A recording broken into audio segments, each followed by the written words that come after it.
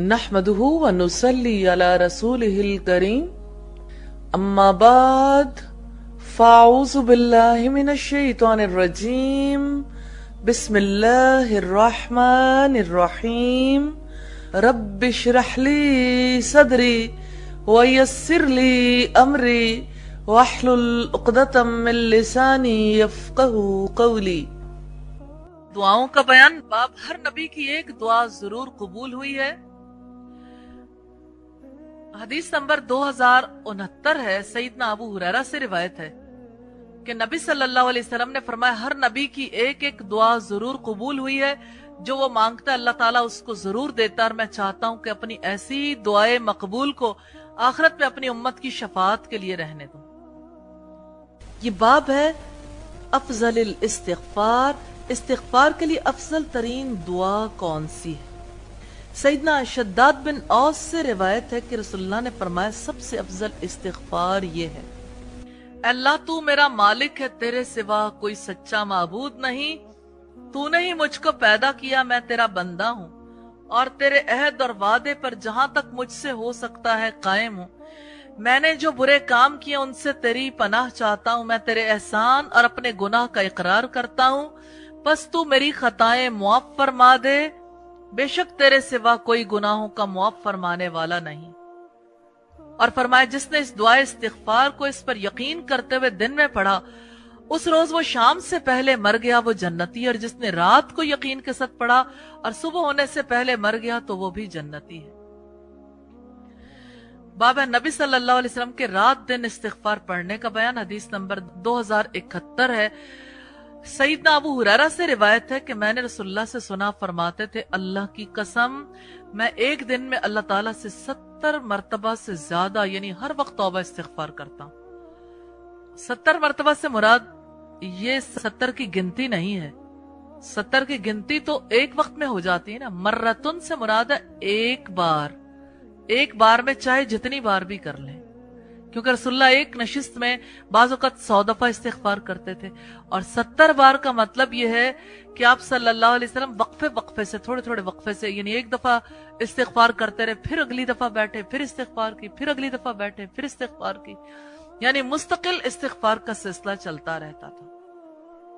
حضرت اغر مزنی سے روایت ہے کہ رسول اللہ نے ارشاد فرمایا میرے دل پر کبھی کبھی غفلت آ جاتی، اسی وجہ سے میں دن میں 100 مرتبہ اللہ تعالیٰ سے استغفار کرتا ہوں۔ مسلم کی 6858 نمبر روایت ہے۔ یہ بات بڑی امپورٹنٹ ہے کہ اللہ کے رسول صلی اللہ علیہ وسلم استغفار اس لیے کرتے تھے، کوئی ایسے گرد سی آ گئی، غبار سا آ گیا۔ انسان جس وقت غلطیاں کرتا ہے، گناہ کرتا ہے، تو اسے استغفار کی ضرورت ہوتی ہے۔ نبی غلطیاں نہیں کرتے، نبیوں سے گناہ نہیں ہوتے، لیکن حالات کا اثر ہوتا ہے، یعنی انسان اچھے ماحول میں ہو تو دل پر اچھے اثرات ہوتے ہیں، برے ماحول میں ہو تو برے اثرات ہوتے ہیں۔ بعض اوقات ایسا ہوتا ہے کہ طبیعت میں عجیب بے قلی سی آ جاتی ہے، انسان نے کوئی غلطی نہیں کی پھر بھی بے قلی آتی ہے، پھر بھی استغفار کرنے کی ضرورت ہوتی ہے۔ تو یہ استغفار ہے جو خواہ مخواہ کی ٹینشن اور ڈپریشن ہوتا ہے، اس کو استغفار بہت دور کرتی ہے۔ اور جو لوگ کثرت سے استغفار کرتے ہیں اللہ کی رحمتوں کے دروازے کھلتے ہیں۔ اللہ تعالی ہم سب کو توفیق عطا فرمائے۔ باب ہے توبہ کا بیان، حدیث نمبر 2072 ہے، سیدنا عبداللہ ابن مسعود نے 2 حدیثیں بیان کی، ایک تو نبی صلی اللہ علیہ وسلم سے روایت کی اور دوسرا ان کا اپنا قول ہے۔ کہا کہ مومن اپنے گناہوں کو ایسا خیال کرتا ہے جیسے پہاڑ کے نیچے بیٹھا ہوا شخص یہ خوف کرتا ہے کہ کہیں پہاڑ اس پر نہ گر پڑے، اور فاجر گناہ کو ایسا سمجھتا ہے کہ ناک پر سے مکھی اڑ گئی۔ راوی ابو شہاب نے ہاتھ سے اشارہ کر کے بتایا اور پھر کہا کہ اللہ اپنے بندوں کی توبہ سے اس شخص سے بھی زیادہ خوش ہوتا ہے جو کسی ایسی منزل پر پہنچے جہاں اسے جان کا خوف و خوراک وغیرہ نہ ملتی، اور سو جائے اٹھ کر دیکھے تو جس سواری پر کھانے پینے کا سامان تھا وہ گم ہو گئی، پھر اس شخص پر بھوک اور پیاس غالب ہوئی، یا جو اللہ چاہے راوی کا شک ہے اور اللہ سے دعا کی کہ اپنے مکان پر پہنچ جاؤں، پھر اسی جگہ جہاں وہ لیٹا تھا جا کر سو جائے اور اٹھ کر اچانک دیکھے کہ اس کی سواری سامان سمیت اس کے پاس ہے۔ اللہ تعالیٰ توبہ کرنے والوں سے محبت رکھتا ہے، پاکیزگی اختیار کرنے والوں سے محبت رکھتا ہے۔ اس نے فرمایا ان اللہ یحب التوابین ویحب المتطہرین، یہ سورہ البقرہ کی آیت نمبر 222 ہے۔ رسول اللہ نے فرمایا الندم توبہ، کہ ندامت ہی توبہ کا نام ہے، جس کو شرمندگی ہوئی اپنے گناہ پر، اپنی غلطی پر، یہی توبہ ہے۔ اور حضرت ابو ہریرہ فرماتے ہیں نبی کریم صلی اللہ علیہ وسلم نے فرمایا بندہ جب ایک گناہ کرتا ہے تو اس کے دل پر ایک سیاہ نقطہ ڈال دیا جاتا ہے، جب وہ گناہ سے باز آ جاتا ہے، استغفار اور توبہ کرتا ہے تو اس کا دل صاف کر دیا جاتا ہے، اگر دوبارہ گناہ کرتا ہے تو وہ نقطہ بڑھ جاتا ہے تاکہ وہ پورے دل پر چھا جاتا ہے۔ ترمذی کی 3334 نمبر روایت۔ باب سوتے وقت کیا پڑھے، حدیث نمبر 2073 ہے۔ سیدنا حذیفہ بن یمان سے روایت ہے کہ رسول اللہ جب اپنے بچھونے پر تشریف لے جاتے تو یہ دعا پڑھتے، اے اللہ میں تیرے نام سے ہی مرتا اور جیتا ہوں، اور جب بیدار ہوتے تو یہ دعا پڑھتے، ہر قسم کی تعریف اللہ کی ہے جس نے ہم کو مرنے یعنی سونے کے بعد زندہ کیا، جگایا، اور اسی کے پاس قبروں سے اٹھ کر جانا ہے۔ آپ وسلم کی دونوں دعائیں اللہم بسمک اموت و احیا اور الحمدللہ الذی احیانا بعدما اماتنا و الیہ النشور، ضروری چیزیں ہیں۔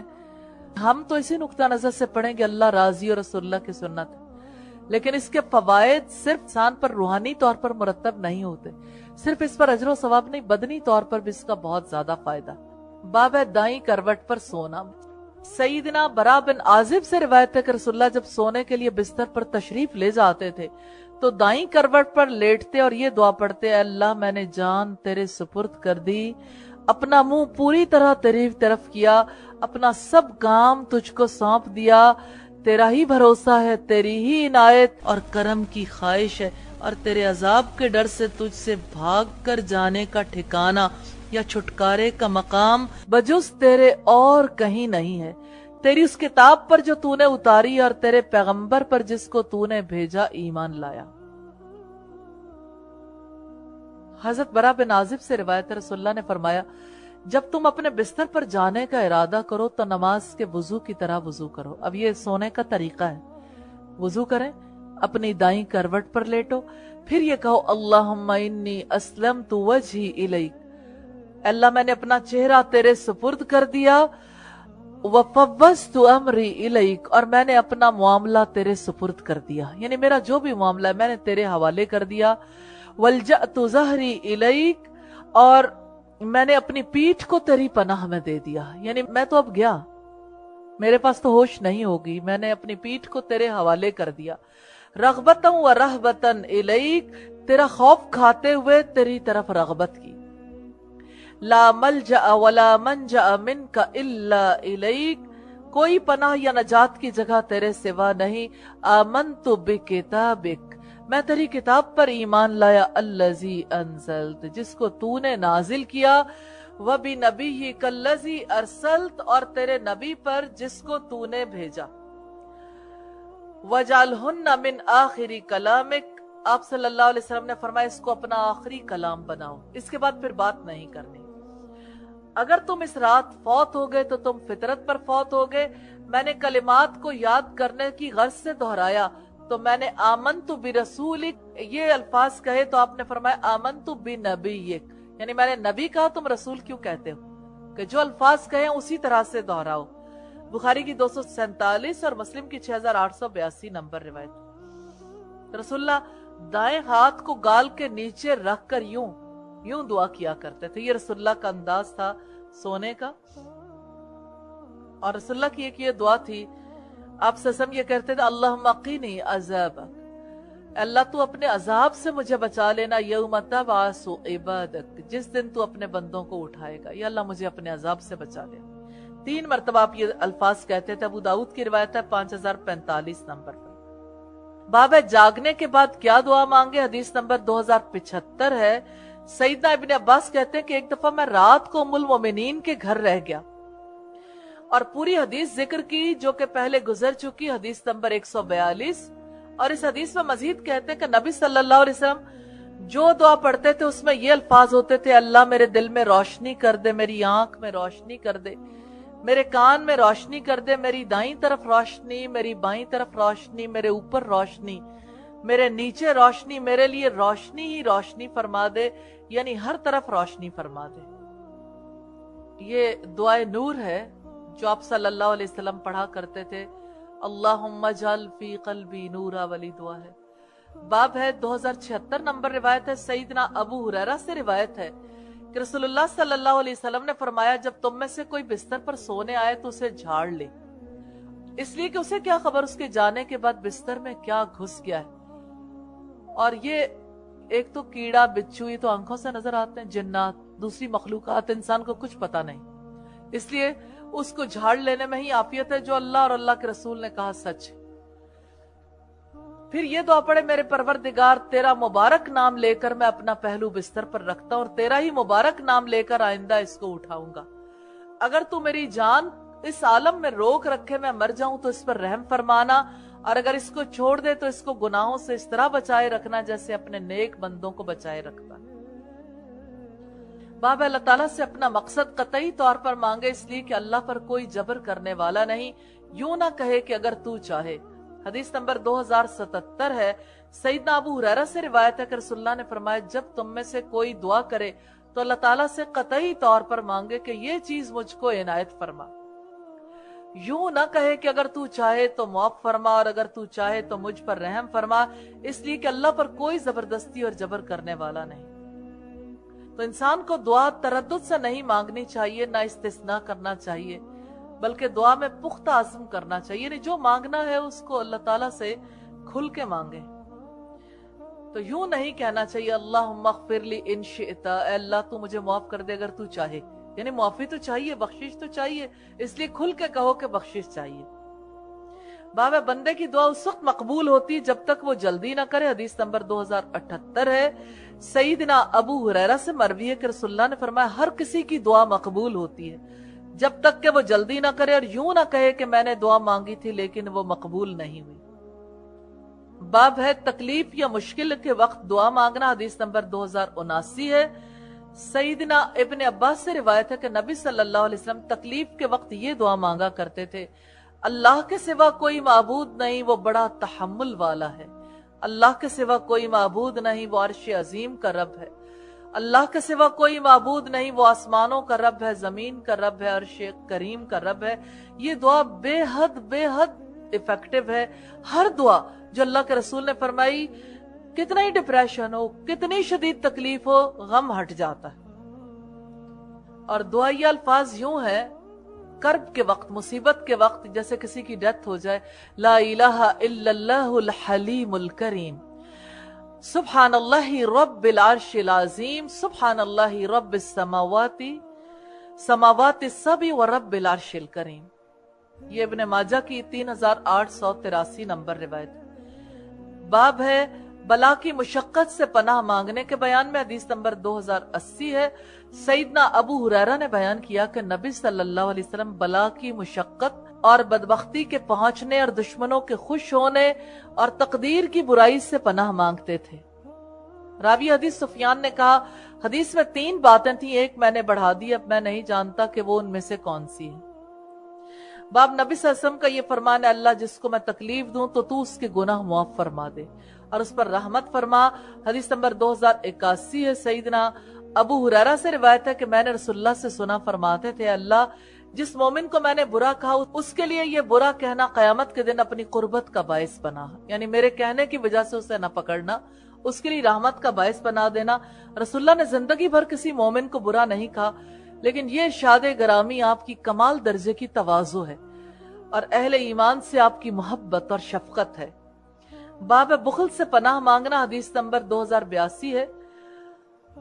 فاتح ایران سیدنا سعد بن ابی وقاص کہتے ہیں کہ رسول اللہ ان 5 چیزوں سے پناہ مانگنے کا حکم فرماتے تھے. اللہ میں بخیلی سے تیری پناہ چاہتا ہوں، بزدلی سے تیری پناہ چاہتا ہوں، یا اللہ میں بدترین بڑھاپے تک زندہ رہنے سے تیری پناہ چاہتا ہوں، یا اللہ میں دنیا کے فتنے یعنی دجال کے فتنے سے تیری پناہ چاہتا ہوں، یا اللہ میں قبر کے عذاب سے تیری پناہ چاہتا ہوں. تو بات ہے بخل سے اللہ کی پناہ مانگنی چاہیے. باب ہے گناہ اور قرض اور تاوان وغیرہ سے پناہ مانگنا. حدیث نمبر 2083 ام المومنین عائشہ صدیقہ سے روایت ہے کہ رسول اللہ فرمایا کرتے تھے اللہ میں سستی اور بے انتہا بڑھاپے سے تیری پناہ چاہتا ہوں اور گناہ قرض اور تاوان سے بھی تیری پناہ چاہتا ہوں. قبر کے فتنے اور قبر کے عذاب سے بھی تیری پناہ چاہتا ہوں، دوزخ کے فتنے اور دوزخ کے عذاب سے بھی تیری پناہ چاہتا ہوں، مالداری کے فتنے اور غربت کے فتنے سے بھی تیری پناہ چاہتا ہوں، اور مسیح دجال کے فتنے سے بھی یا اللہ میں تیری پناہ چاہتا ہوں۔ یا اللہ میرے گناہوں کو برف کے پانی اور اولوں سے دھو ڈال، اور میرا دل گناہوں سے ایسا صاف کر دے جیسے سفید کپڑے کو تو میل کچیل سے صاف کر دیتا، اور میرے گناہوں میں اتنا فاصلہ کر دے جتنا مشرق اور مغرب میں فاصلہ ہے۔ حضرت عائشہ فرماتی ہیں کہ رسول اللہ نماز کے آخری قعدے میں یہ دعا کرتے تھے، اللہم انی اعوذ بک من عذاب القبر واعوذ بک من فتنة المسیح الدجال واعوذ بک من فتنة المحیا والممات، اللہم انی اعوذ بک من المأسم والمغرم۔ الہی میں تیری پناہ میں آتا ہوں عذاب قبر سے، دجال کے فتنے سے، موت و حیات کے فتنے سے، گناہ سے اور قرض سے تیری پناہ مانگتا ہوں۔ مسلم کی 1325 نمبر روایت۔ باب نبی صلی اللہ علیہ وسلم کا یہ دعا پڑھنے کا بیان، اے ہمارے رب ہمیں دنیا کی بھلائیاں عطا فرما، البقرہ کی آیت نمبر 201 ہے، حدیث نمبر 2084 ہے۔ سیدنا انس سے روایت ہے کہ نبی صلی اللہ علیہ وسلم اکثر یہ دعا کرتے تھے، اللہم ربنا آتنا فی الدنیا حسنتا وفی الاخرۃ حسنتا وقنا عذاب النار، اے ہمارے رب ہمیں دنیا میں بھی نیکی دے اور آخرت میں بھی بھلائی عطا فرما۔ جانتے ہیں دنیا کا حسنہ کیا ہے؟ نیکیاں کرنے کی توفیق۔ نیکیاں کرنے کی توفیق اللہ کے دینے سے ملتی، اور آخرت میں بھی بھلائی عطا فرما، ہمیں جہنم کے عذاب سے نجات دے، آمین یا رب العالمین۔ باب ہے نبی صلی اللہ علیہ وسلم کا یوں دعا فرمانا، اے اللہ میرے اگلے اور پچھلے سب گناہ معاف فرما دے۔ حدیث نمبر 2085 ہے، سیدنا ابو موسیٰ اشعری سے روایت ہے کہ نبی صلی اللہ علیہ وسلم یہ دعا کیا کرتے تھے، پروردگار عالم میری خطا معاف فرما اور میری جہالت اور زیادتی جو میں نے سارے کاموں میں کی اور جس کو تو خوب جانتا ہے، یا اللہ میری بھول چوک اور جو کام میں نے قصدن کیا اور میری نادانی اور لغویات کو معاف فرما دے، یہ سب باتیں مجھ میں موجود ہیں، یا اللہ میرے اگلے پچھلے چھپے کھلے سب گناہوں کو معاف فرما دے۔ باب تحلیل یعنی لا الہ الا اللہ کہنے کی فضیلت، حدیث نمبر 2086 ہے، سیدنا ابو ہریرہ سے مروی ہے کہ نبی صلی اللہ علیہ وسلم نے فرمایا، جس نے دن میں 100 مرتبہ لا الہ الا اللہ وحدہ لا شریک لہ لہ الملک ولہ الحمد وہو علی کل شیء قدیر، اللہ کے سوا کوئی معبود برحق نہیں، اس کا کوئی شریک نہیں، اس کی بادشاہی ہے اور اس کے لیے تمام تعریفات ہیں اور وہی ہر چیز پر قادر ہے۔ اس نے یہ پڑھا، اسے 10 غلام آزاد کرنے کا ثواب ملے گا، اور اس کے نامہ اعمال میں 100 نیکیاں لکھی جائیں گی، 100 گناہ مٹا دیے جائیں گے، اور اس روز شیطان سے شام تک امن میں رہے گا، اور اس سے بہتر شخص کوئی نہ ہوگا لیکن جس نے اس سے بھی زیادہ پڑھا ہو۔ حدیث نمبر 2087 ہے، سیدنا ابو ایوب انصاری اور ابن مسعود سے روایت ہے کہ نبی صلی اللہ علیہ وسلم نے فرمایا، جس نے تحلیل یعنی لا الہ الا اللہ 10 مرتبہ پڑھا، اس کو اتنا ثواب ملے گا جیسے اس نے اسماعیل علیہ السلام کی اولاد سے ایک غلام آزاد کیا۔ حضرت جابر بن عبداللہ سے روایت ہے، آپ نے فرمایا، افضل ذکر لا الہ الا اللہ، افضل ذکر لا الہ الا اللہ، ترمذی کی 3383 نمبر روایت۔ باب سبحان اللہ کی فضیلت، حدیث نمبر 2088 ہے، سیدنا ابو ہریرہ سے روایت ہے کہ رسول اللہ نے فرمایا، جس نے سبحان اللہ و بحمدہ ایک دن میں 100 مرتبہ پڑھا، اس کے تمام گناہ مٹا دیے جائیں گے، اگرچہ اس کے گناہ سمندر کی جھاگ کے برابر۔ حضرت ابو ہریرہ سے روایت ہے، رسول اللہ نے فرمایا، سبحان اللہ و بحمدہ پاک ہے اللہ تعالیٰ اور تعریف اس کے لیے، اور آگے یہی الفاظ ہے، بخاری کی 3293 نمبر روایت۔ باب ذکر الہی کی فضیلت، حدیث نمبر 2089 ہے، سیدنا ابو موسیٰ نے کہا کہ نبی صلی اللہ علیہ وسلم نے فرمایا، جو اللہ کا ذکر کرے گا اور جو ذکر نہ کرے، اس کی مثال زندہ اور مردہ کسی، یعنی ذکر کرنے والا زندہ اور ذکر نہ کرنے والا مردوں کی طرح۔ حضرت ابو ہریرہ سے روایت، رسول اللہ نے فرمایا، جو لوگ کسی جگہ پر بیٹھ کر پھر اس جگہ سے اٹھ جائیں اور اللہ کا ذکر نہ کریں تو گویا وہ کسی مردہ گدھے کے پاس سے اٹھے، اور یہ بیٹھنا ان لوگوں کے لیے قیامت کے دن باعث حسرت ہوگا۔ ابو داؤد کی 4855 نمبر روایت۔ ذکر کے حوالے سے یہ بھی دھیان رکھنا چاہیے کہ اس سے مراد ایسا ذکر نہیں ہے جو عام طور پر مجالس میں اونچی اونچی کیا جاتا ہے، جیسے صوفیاء کی مجالس میں ہوتا ہے۔ ایسے کوئی چیز کتاب و سنت سے ثابت نہیں ہے۔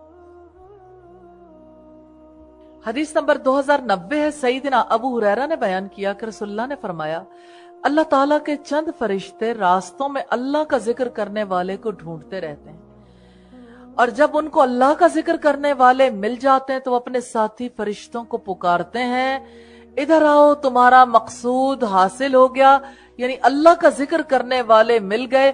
پھر فرمائے یہ فرشتے ان لوگوں کو اپنے پروں سے ڈھانک لیتے ہیں اور آسمان دنیا تک تہ بتہ پہنچ جاتے ہیں۔ اللہ تعالیٰ ان سے دریافت کرتا ہے، حالانکہ وہ ان سے زیادہ واقف ہوتا ہے کہ میرے بندے کیا کہہ رہے تھے۔ یہ کہتے ہیں کہ اللہ تیری تسبیح تکبیر اور حمد و ثنا کر رہے تھے۔ اللہ تعالیٰ فرماتے ہیں کہ اے فرشتوں کیا انہوں نے مجھ کو دیکھا ہے؟ فرشتے کہتے ہیں نہیں واللہ، اگر آپ کو دیکھ لیتے تو نہایت شدت سے آپ کی حمد و ثنا تسبیح اور تقدیس کرتے۔ نبی صلی اللہ علیہ وسلم نے فرمایا، پھر اللہ تعالیٰ فرماتا ہے فرشتوں وہ مجھ سے کس چیز کا سوال کرتے ہیں؟ فرشتے کہتے ہیں آپ سے جنت مانگتے ہیں۔ اللہ تعالیٰ فرماتا ہے کیا انہوں نے جنت کو دیکھا ہے جو اس کی طلب کرتے ہیں؟ فرشتے کہتے ہیں کہ نہیں دیکھا۔ اللہ تعالیٰ فرماتا اگر دیکھ لیتے تو کیا ہوتا؟ فرشتے کہتے ہیں کہ اگر وہ اس کو دیکھ لیتے تو بہت شدت سے اس کی خواہش کرتے۔ پھر اللہ تعالیٰ فرشتوں سے کہتا ہے کس چیز سے پناہ مانگتے ہیں؟ فرشتے کہتے ہیں کہ دوزخ سے پناہ مانگتے ہیں۔ اللہ تعالیٰ فرماتا ہے کیا انہوں نے دوزخ کو دیکھا ہے؟ فرشتے کہتے ہیں نہیں۔ اللہ تعالیٰ فرماتا ہے اگر اس کو دیکھ لیتے تو کیا ہوتا؟ فرشتے کہتے ہیں اگر اس کو دیکھتے تو اس سے بھاگتے اور بہت ہی خوف کرتے۔ پھر اللہ تعالیٰ فرماتا ہے فرشتوں میں تمہیں گواہ کرتا ہوں کہ میں نے ان لوگوں کو معاف کر دیا۔ پھر ان فرشتوں میں سے ایک فرشتہ کہتے ہیں ذکر کرنے والوں میں ایک آدمی ذکر کرنے والوں میں سے نہیں تھا بلکہ کسی ضرورت سے چلا گیا، تو اللہ تعالیٰ فرماتا ہے وہ ایسے لوگ ہیں جن کا ہم نشیں بھی کبھی محروم نہیں ہوتا۔ تو اس سے ہمیں یہ پتا چلتا ہے کہ ذکر کرنا اور ذکر کے لیے اکٹھے ہونا کتنا افضل درجے کا کام ہے، اور یہ اللہ کا ذکر، محمد رسول اللہ کا ذکر، جیسے آپ صلی اللہ علیہ وسلم کی احادیث ہیں، یہ بھی اللہ ہی کے ذکر کے لیے منعقد کی جانے والی مجالس ہیں۔ وآخر دعوانا ان الحمد للہ رب العالمین۔